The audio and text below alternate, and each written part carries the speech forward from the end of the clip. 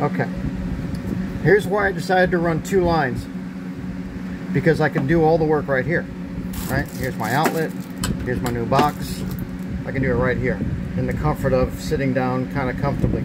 There'd be no way I could get back in there to make sure that this wiring was secure.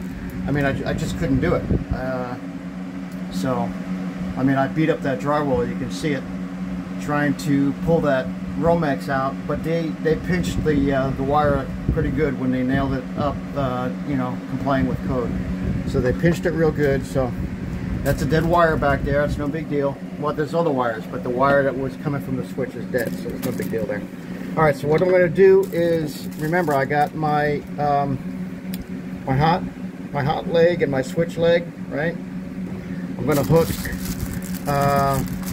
probably I'll put the switch on top, the switchable on top, and I'll put the full-time hot on the bottom, and I'll mark this outlet, and I'll run probably, you know, one on one side and the other on the other.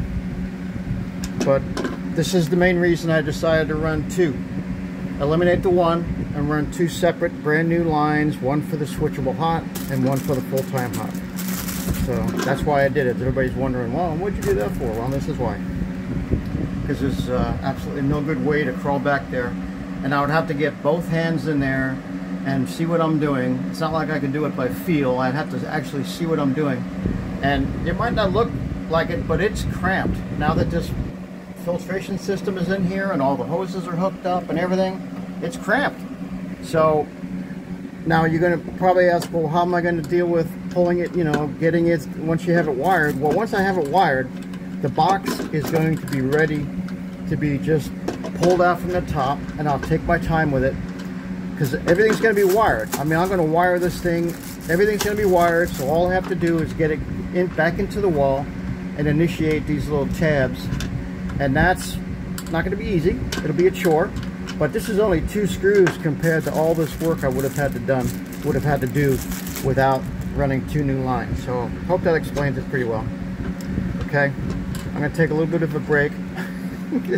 I know, because it's, you know, it's not easy trying to deal with this little tight spot in here.